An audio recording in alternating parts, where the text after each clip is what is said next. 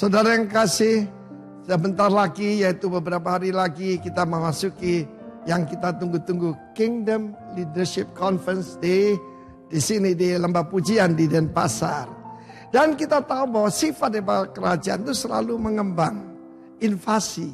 Tetapi kita lihat di sini bagaimana Kristus memasuki satu daerah baru, tetapi karena kasih. Di dalam Yohanes pasal 4 dikatakan ketika orang-orang Yahudi menolak dia pergi yaitu kembali ke Galilea, tetapi harus melintasi daerah Samaria. Di dunia ini ternyata dengan pendidikan yang begitu tinggi, teknologi yang begitu maju, rasialisme bertambah-tambah saudara ya.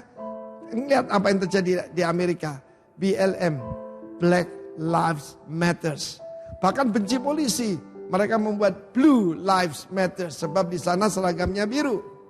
Tetapi firman Allah mengatakan Yesus sengaja melintasi daerah Samaria. Orang Yahudi begitu menganggap rendah orang Samaria. Orang Samaria adalah orang Israel yang baru kembali daripada dulu dibuang oleh kerajaan Asyur. Dan mereka bercampur baur dengan bangsa-bangsa lain. Kita lihat bagaimana dunia ini memisah-misahkan karena ras, karena etnis dan sebagainya. Dan saking resisnya, saking menganggap rendahnya, mereka itu sengaja menyeberang sungai Yordan. Masuk di daerah yang sekarang kita sebut Jordania, ya, seberang sungai Yordan ya, di sebelah timur dari sungai Yordan. Baru kembali dan mereka tidak mau melintasi yang lebih mudah, yaitu melintasi daerah Samaria. 400 tahun mereka mengalami seperti itu. Dan mereka saling mengejek, saling menghina satu sama lain. Tetapi Kristus, kita hidup ini cuma mengikut Kristus saudara. This is a kingdom invasion. Dia memasuki satu daerah baru. Dan saudaraku dia bertemu dengan seorang wanita di tepi sumur. Dan wanita itu berkata, masakan orang Yahudi meminta minum daripadaku seorang Samaria. Saudara yang kasih Tuhan, Yesus begitu rendah hati, berilah aku minum. Satu kata itu merubah peradaban, merubah sejarah saudara. Di mana ada rekonsiliasi. Dan bagaimana pada saat itu ketika Yesus melayani wanita ini dan mendidik dia dan mengatakan, I am he, akulah dia. Wanita itu berkata, kami mendengar akan ada Mesias. Dan yang memberitahukan segala sesuatu pada kita. Dan tersenyum Yesus berkata, akulah dia yang sedang berbicara dengan engkau. Dan kita tahu bagaimana dia lari ke kota. Dan sebagian besar dari kota Samaria itu percaya kepada Tuhan Yesus. Dan menurut catatan sejarah gereja, wanita yang sederhana yang disebutkan namanya, dia adalah Potini. Potini adalah seorang evangelis wanita yang luar biasa. Dia sempat pergi ke Alexandria di Mesir. Kemudian sampai dipanggil. Dan kemudian saudara bagaimana jadi martir di Roma. Bersama 5 orang saudarinya dan putri-putrinya. Saudaraku, hidup seseorang diubahkan. Karena ada seorang yang mau menerobos sengaja ke daerah Samaria. Temukan Samaria saudara. Yang selama ini mungkin hostile. Yang mungkin kurang senang dengan kita. Tetapi dengan kasih Tuhan. Apa yang terjadi saudaraku? Samaria menerima Injil kerajaan. Dan Yesus berkata, I am he, akulah dia. Perkenalkan Kristus kepada Samaria saudara. God bless you all. Yerusalem, Yudea, Samaria, baru ujung bumi. Tuhan memberkati kita semua. Amin. Kingdom invasion. Shalom, puji Tuhan. Ya, kita bersyukur pagi ini Tuhan beri kesempatan lagi untuk kita semua bisa beribadah.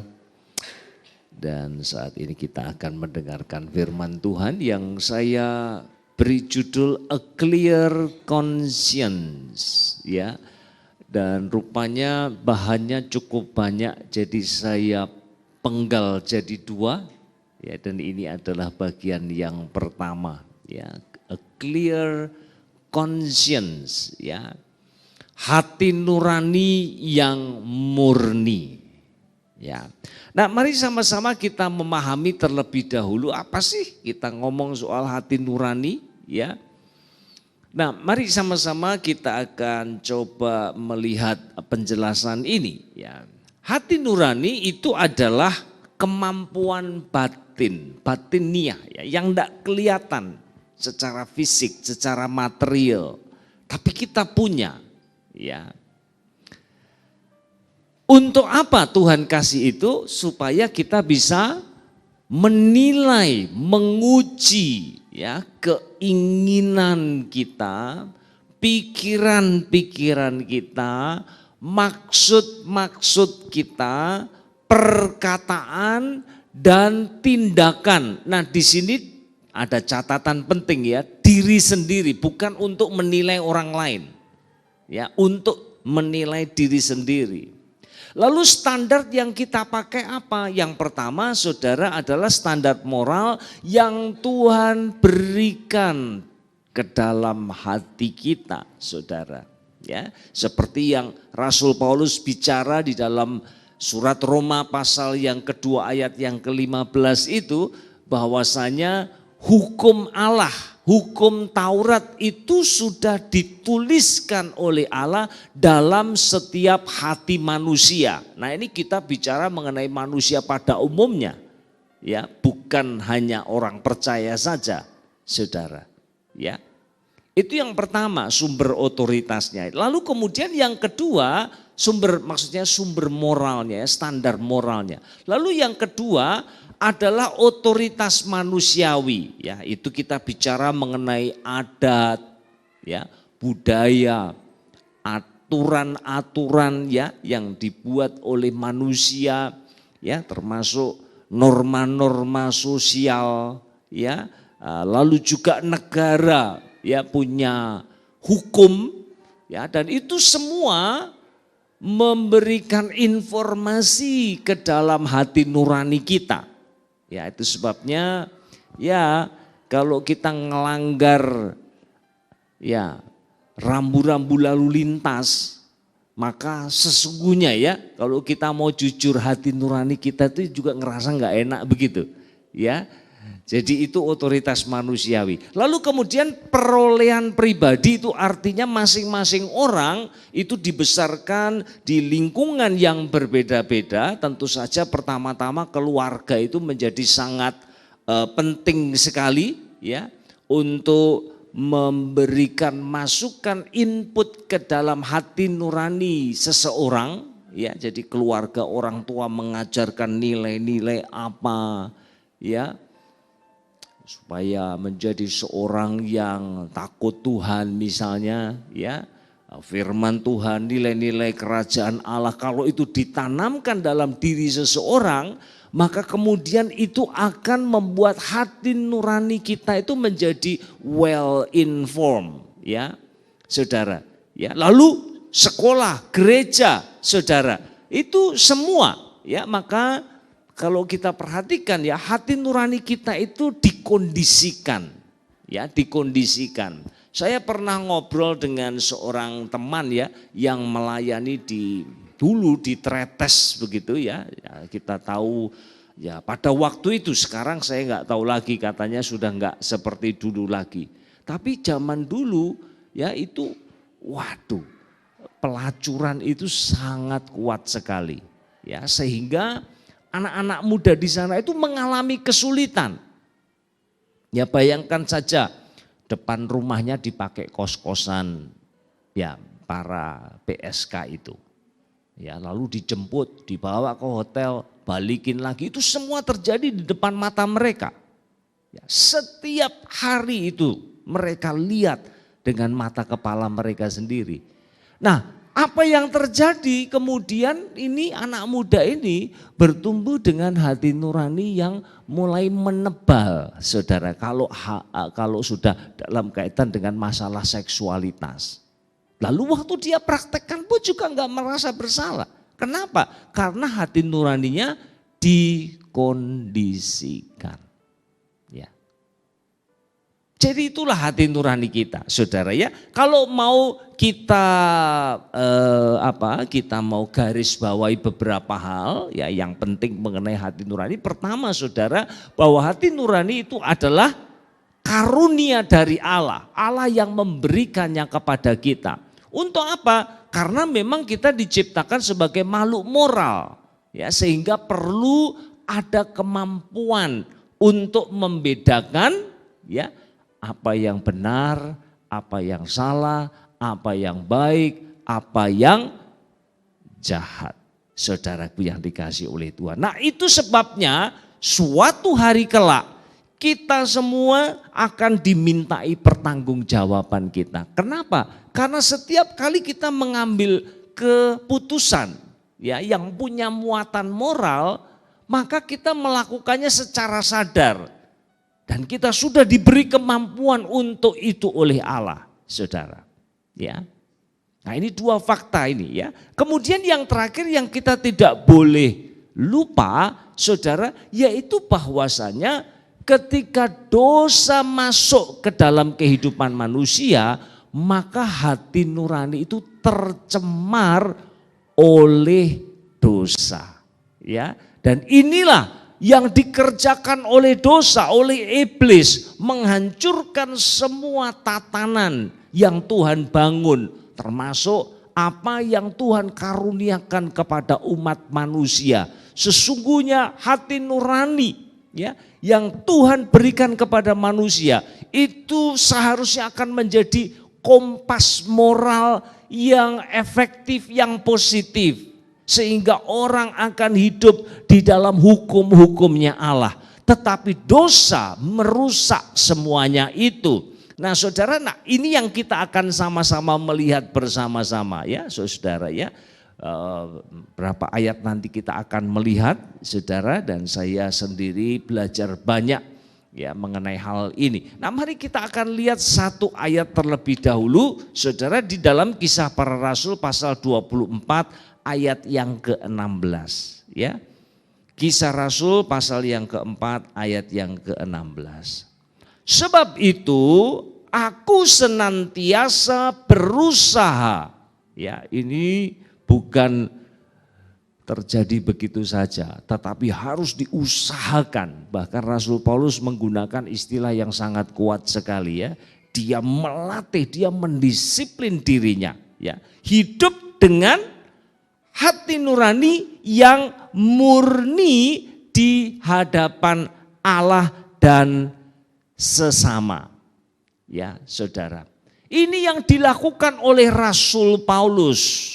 Dia selalu aware, dia selalu usaha, dia selalu fokus ya untuk melatih hati nuraninya supaya saatnya tiba nanti ketika dia harus diperhadapkan dengan penghakiman Allah atas seluruh umat manusia, maka dia bisa menunjukkan, dia bisa membuktikan bahwa dia punya hati nurani yang murni di hadapan Allah. Nah, sekali lagi kenapa Rasul Paulus perlu melakukan ini, Saudara? Ya, maka jawabannya adalah karena dosa sudah merusak.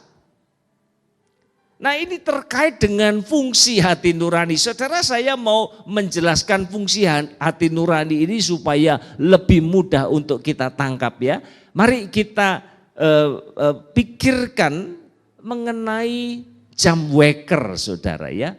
Jam waker itu fungsinya apa sih? Ini sebagai sebuah analogi, Saudara ya. Hati nurani jam waker fungsinya apa? Mungkin sekarang sudah nggak ada yang pakai jam waker ya. Masih ada? Sudah nggak ada semua ya. Pasti pakai HP saja cukup ya. Set alarmnya, pokok jangan salah saja.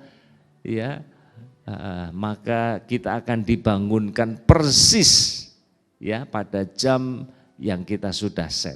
Ya, nah fungsi dari sebuah jam waker itu adalah pertama, ini penting sekali, diam saat kita tidur ya, jangan sampai dia bunyi pada saat kita tidur, itu bisa jengkel sekali ya, mungkin kita banting nanti itu ya. Nah, ini sama seperti hati nurani kita, Saudara. Waktu kita melakukan apa yang sesuai dengan kehendak Allah, seharusnya hati nurani kita itu akan merasa damai. Ya, dia akan tenang. Dia nggak akan ganggu kita, Saudara. Ya. Lalu yang kedua tentu saja bunyi pada saat kita harus bangun, saudara. Nah, terkait dengan hati nurani kita ini memang ya didesain, dirancang oleh Allah untuk memunculkan rasa bersalah, memunculkan rasa tertemplak ya kalau kita melakukan hal-hal yang tidak sesuai dengan kehendak Allah. Nah ini saudara ya gampang mengingatnya ya.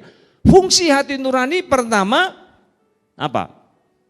Diam saat kita tidur, artinya dia tenang, dia menimbulkan rasa damai dalam hati kita kalau hidup kita sejalan dengan kehendaknya Allah.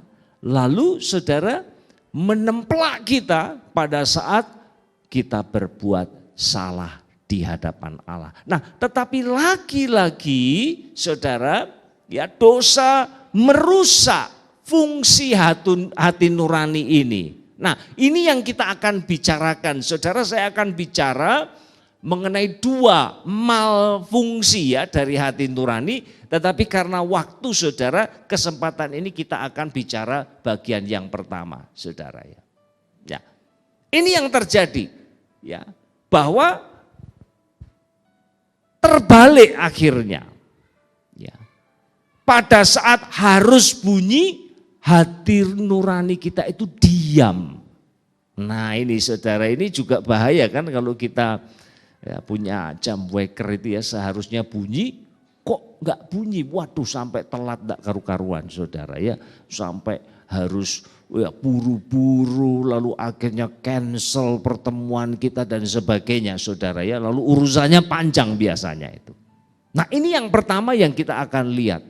Hati nurani yang seharusnya membuat kita merasa bersalah tetapi dia tidak lakukan itu. Ya, nah mari kita melihat beberapa ayat ya. Yang pertama itu di dalam Titus pasal yang pertama ayat yang ke-15. Oke, firman Tuhan katakan demikian. Bagi orang suci semuanya suci. Tetapi bagi orang najis dan bagi orang tidak beriman, suatu pun tidak ada yang suci. Karena baik akal maupun suara hati mereka najis. Nah perhatikan kata najis di situ saudara ya. Mari kita amati beberapa hal di sini ya dalam ayat ini. Yang pertama kata najis itu kalau dalam bahasa Yunaninya itu miaino. Ya, dan itu artinya corrupt atau terkontaminasi, saudara.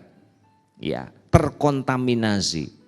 Ya, jadi ini yang kita perhatikan ya, pengajaran perjanjian baru itu konsisten. Soal najis atau tidak itu bukan perkara di luar diri manusia, tetapi di dalam diri manusia. Ketika seorang menganggap sesuatu najis, maka najislah dia.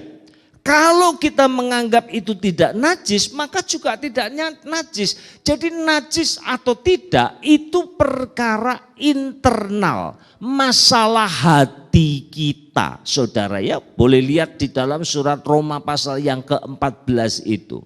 Ya, dan di sini kita melihat bahwa ada pengajar-pengajar sesat yang mulai mengajarkan bahwa ini loh makanan ini makanan itu nggak boleh disentuh karena najis. Lalu Rasul Paulus menasihatkan kepada Titus, ya, loh itu ajaran yang nggak benar itu, sesat itu, ya itu sesat. Kenapa? Karena najis atau tidak itu masalah hati, bukan masalah eksternal, saudara. Ya tidak ada yang najis pada dirinya sendiri itu enggak ada. Yang ada apakah hati kita ini sudah dimurnikan oleh darah Kristus. Kalau sudah, maka kita yang akan menentukan bukan di luar sana, saudara. Ya itu sebabnya kalau kita ngomong misalnya ya saudara ini seringkali dulu saya banyak kali mendengar ini ya, misalnya ada orang-orang mengajarkan ini kekudusan mimbar. Apa mimbar ini kudus, saudara? Hati-hati ya kamu kalau melayani di depan sini ini kudus loh ini ya. Loh, yang kudus itu bukan mimbarnya, saudara. Yang kudus itu hati kita itu loh, saudara. Ya, bukan mimbarnya. Loh, mimbar ini kan ya cuma ini barang saja seperti ya seperti barang-barang yang lain. Ya. Oh, di gereja-gereja ada yang kalau habis beli alat musik diurapi dulu pakai minyak urapan. Loh iya loh saudara ya, mixernya dicepret, dikiprati pakai minyak urapan dulu supaya dikuduskan. Lah yang ngoperasikan ini kudus apa enggak? Di hadapan Tuhan tuh mana yang lebih penting, saudara? Betul atau tidak? Ya, oke. Ya, jadi ini yang Rasul Paulus mau tekankan ya. Hati-hati ya ketika kita bicara najis, kudus atau tidak, itu perkara internal bukan perkara eksternal, saudara. Dan Rasul Paulus katakan ini, itu pengajar-pengajar sesat itu pikirannya dan suara hatinya itu sudah korup di sini, saudara ya. Dan kalau itu terjadi terus menerus ya, lama kelamaan, saudara, hati nurani ya yang awalnya itu berfungsi dengan baik lalu mulai melemah karena dibungkam, saudara, lambat laun dia akan menjadi najis atau korup ini.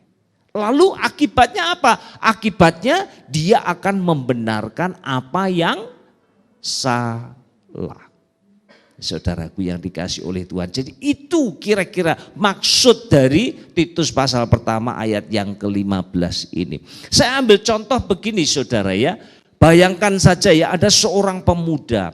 Dia dibesarkan dalam keluarga Kristen. Nilai-nilai Kristiani sudah ditanamkan sejak dari kecil, saudara. Lalu kemudian waktu dia kuliah, ketemu dengan orang-orang, dengan teman-teman yang rupanya gaya hidupnya itu enggak benar, saudara ya. Katakanlah mereka itu pakai narkoba, entah jenis apalah begitu ya. Lalu kemudian pemuda ini masuk ke dalam lingkungan tersebut. Lalu diajak, ayo pakai, enak ini. Ya, melayang-layang, fly. Ya. Jadi saudara, pemuda ini akhirnya bergumul ya. Dia tahu kalau itu salah, tetapi dia juga butuh pengakuan dari teman-temannya itu. Ya. Dan akhirnya dia putuskan saya mau coba Ya, waktu dia mau coba itu saudara ada perubahan psikis dan fisik ya tentu saja ya yang sangat drastis sekali ya, tangannya mulai keringetan, jantungnya mulai deg-degan ya kan saudaraku ya. Jadi dia mulai resah, dia mulai gelisah saudara, itu semua terjadi karena dia membungkam hati nuraninya itu. Tetapi karena dia sudah mengambil keputusan untuk terlibat dalam apa yang dilakukan oleh teman-temannya itu, akhirnya dia konsumsi juga narkoba itu saudara. Satu kali. Nah waktu dia lakukan itu satu kali, ini yang dia nggak ngerti. Bahwa ketika dia membungkam hati nurani, maka dia sedang melemahkan hati nuraninya. Dan kalau itu terjadi terus menerus, makin lama hati nuraninya makin tidak efektif. Saudaraku, itu yang terjadi. Nanti berikutnya yang kedua ketika diajak oleh temannya, tangannya masih keringetan enggak? Ya tapi enggak seperti yang dulu pertama kali dia coba. Jantungnya masih deg-degan enggak? Ya masih, tetapi sudah mulai berkurang saudara. Ya, dan seterusnya dan seterusnya. Nah, ketika itu kemudian menjadi sebuah pola yang terus berulang dalam kehidupannya, maka firman Tuhan ya saudara menjelaskan kepada kita di dalam 1 Timotius pasal yang keempat ayat yang pertama dan yang kedua. Saudara perhatikan saya membacakannya untuk kita sekalian. Tetapi Roh dengan tegas mengatakan bahwa di waktu-waktu kemudian ada orang yang akan murtad lalu mengikuti roh-roh penyesat dan ajaran setan-setan oleh tipu daya pendusta-pendusta yang hati nuraninya memakai cap. Nah, ini bicara mengenai kepemilikan ya. Pada waktu itu saudara bisa jadi seorang hamba. Ini bukan praktek yang harus dilakukan ya. Hamba itu dikasih cap di sininya nih, dinyos pakai besi panas saudara ya, supaya tahu kalau dia hamba dan hambanya siapa. Begitu juga pelaku kriminal juga dibikin seperti itu. Jadi orang tahu dari jauh, jidat deh saudara, dia tidak bisa ditutupi itu saudara. Ya di dahi sini ya. Dan itu bicara soal kepemilikan. Nah, mari kita lihat saudara, coba kita gali lebih jauh dua ayat ini saudara ya. Nah, menarik sekali kalau saudara perhatikan khususnya dalam terjemahan lama ya, misalnya dalam terjemahan King James Version itu ya, bahwa kata hati nuraninya memakai cap itu diekspresikan dengan kata-kata ini. Having their conscience seared with a hot iron. Ya, itu jadi dinyos itu saudara. Ya, dinyos. Nah, sebenarnya seperti yang saya katakan tadi itu bisa bicara soal kepemilikan atau sebagai tanda kalau dia adalah pelaku kriminal ya, pernah lakukan sesuatu kejahatan begitu dan supaya orang tahu kalau dia orang jahat, saudara itu ya. Tetapi juga saudara, praktek ini dilakukan untuk ini saudara ya, karena ya ini keterbatasan tindakan medis pada waktu itu. Kalau sampai seorang itu ya entah kena kena pisau atau senjata tajam sehingga akhirnya darahnya terus keluar, lalu enggak berhenti-berhenti saudara, caranya itu adalah dengan dinyos itu saudara, dengan besi panas. Saudara bisa bayangkan ya, kalau darahnya ngocor terus itu,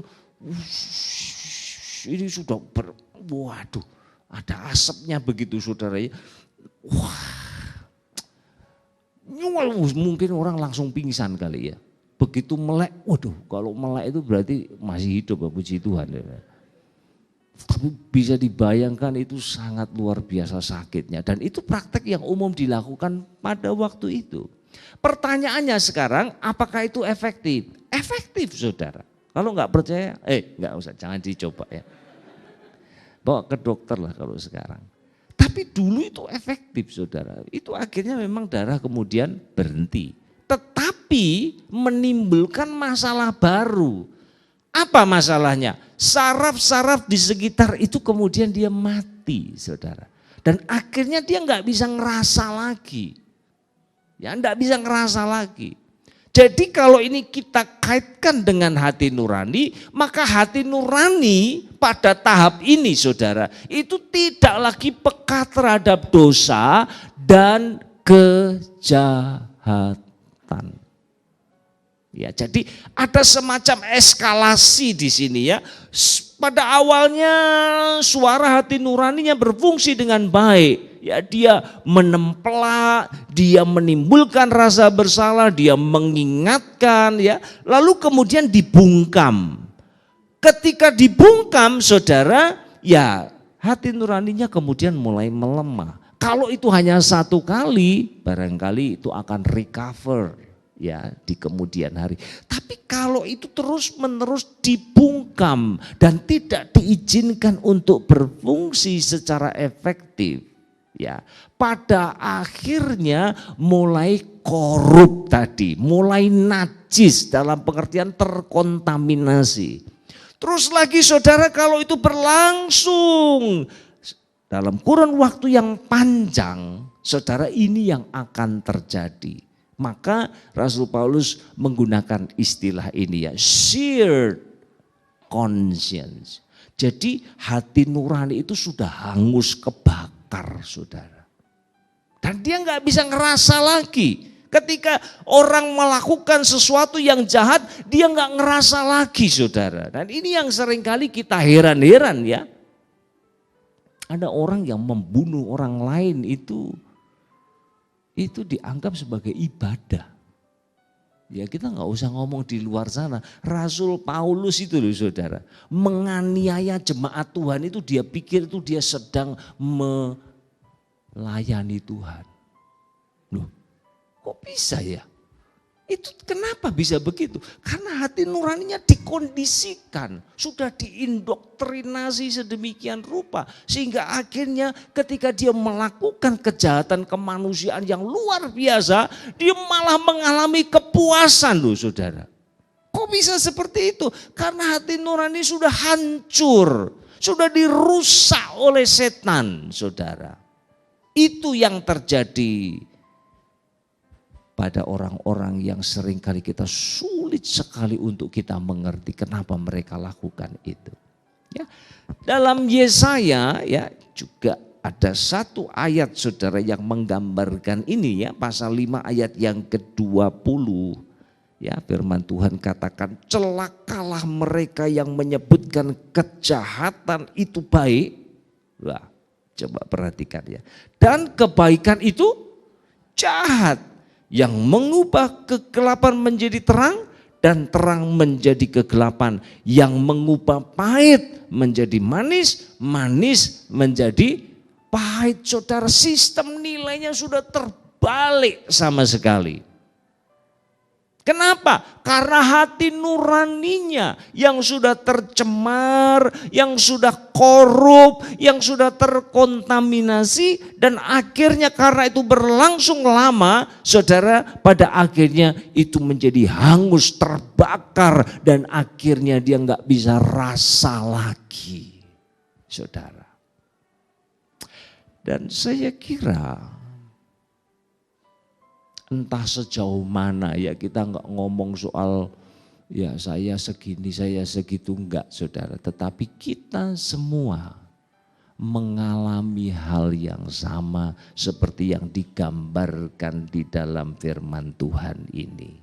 Saudara, siapa di sini yang nggak pernah berbuat salah? Siapa di sini yang nggak pernah membungkam hati nuraninya? Saya kira kita semua melakukannya saudara. Ya. Dan itu sebabnya pertanyaannya sekarang, lalu bagaimana kita bisa memiliki a clear conscience itu?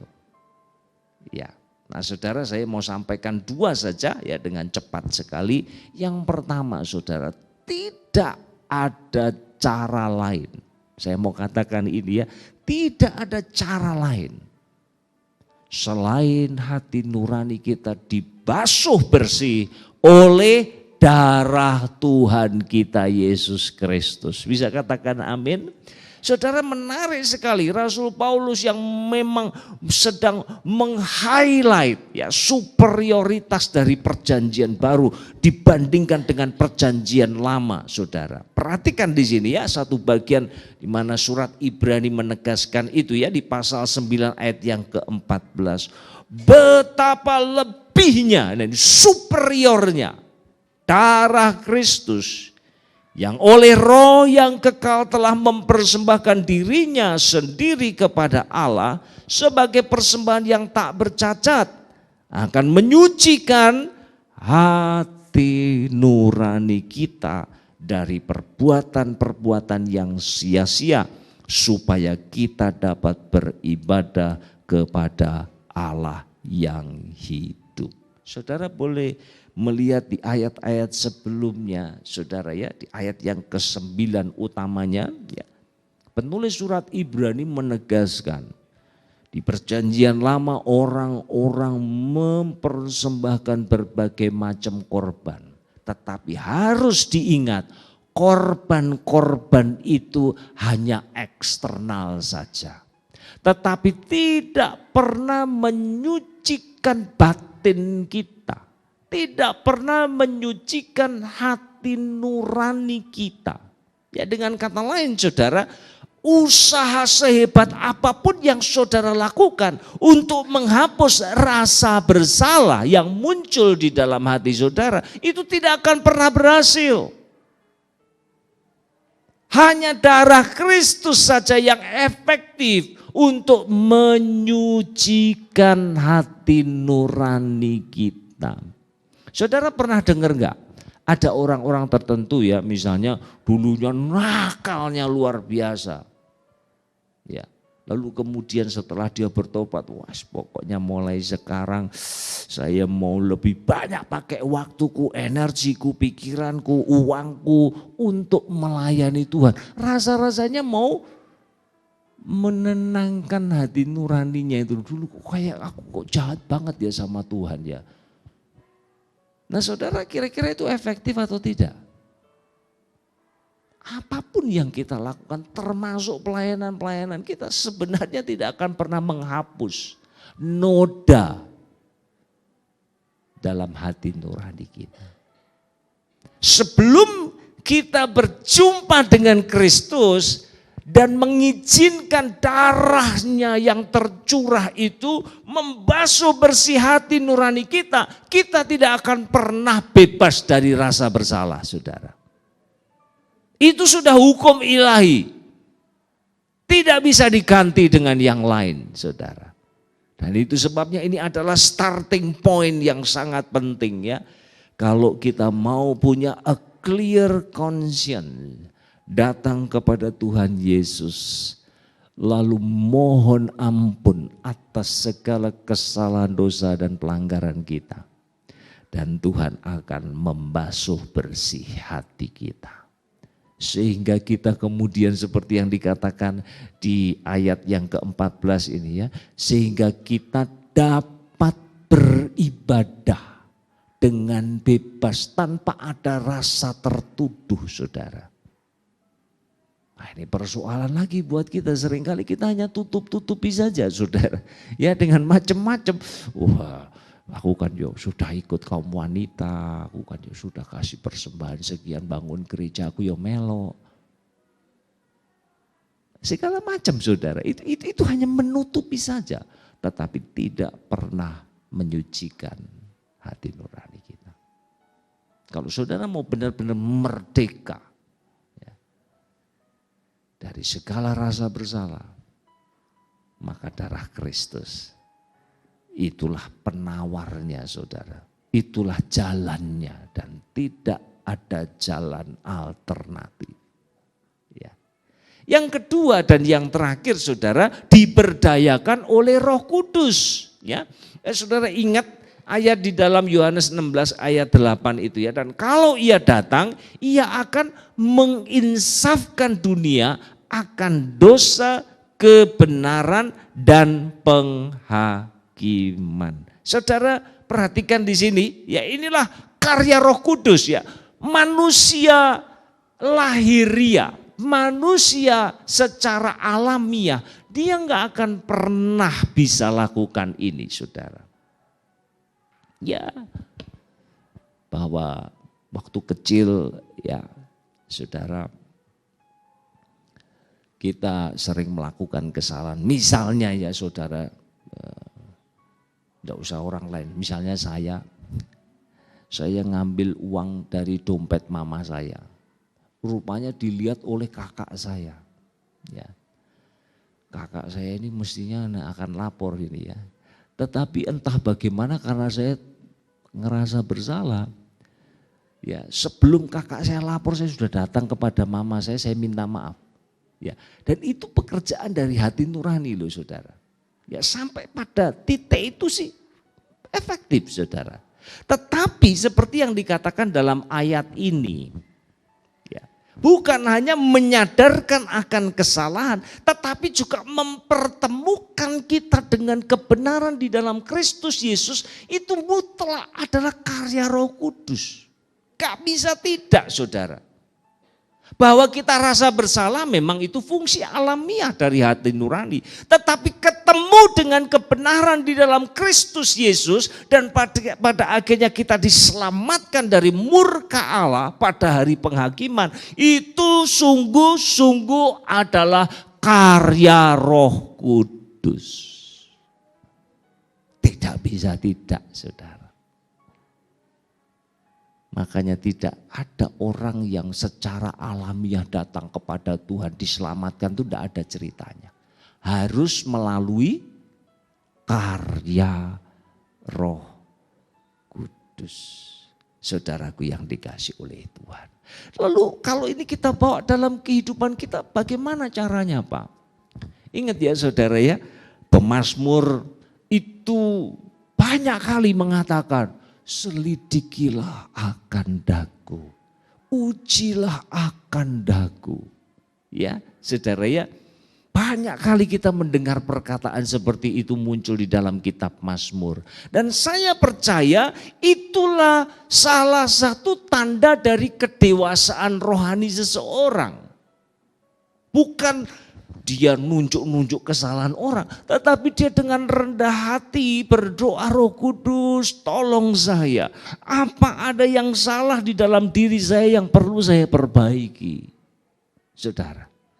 Itu adalah tanda dari sebuah kedewasaan. Dan hati nurani yang dituntun, dikuasai, dipimpin, dibentuk oleh Roh Kudus, dia akan selalu membawa kita untuk berlutut di hadapan Tuhan, merendahkan diri kita di hadapannya, dan mengizinkan Roh itu kemudian memeriksa hati kita, hati nurani kita.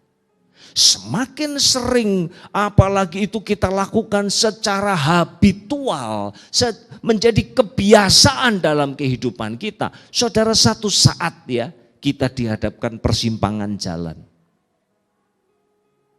Mau ikut firman Tuhan atau ya miring-miring sedikit untung banyak. Hati nurani ini sudah terlatih saudara. Dia akan membawa kita untuk hidup di dalam takut akan Dia dan taat kepada kehendaknya. Saudaraku yang dikasih oleh Tuhan, Tuhan menolong kita sekalian, amin.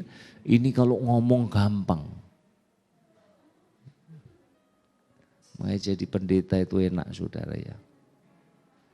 Tapi prakteknya susah dan butuh disiplin rohani ya dari pihak kita, mengizinkan Tuhan memimpin kita sehingga akhirnya seperti kompas moral itu saudara ya, akan menunjukkan utaranya ini loh. Kalau utaranya udah benar saudara, saya percaya hidup kita akan mempermuliakan namanya dan menjadi berkat bagi banyak orang. Puji Tuhan.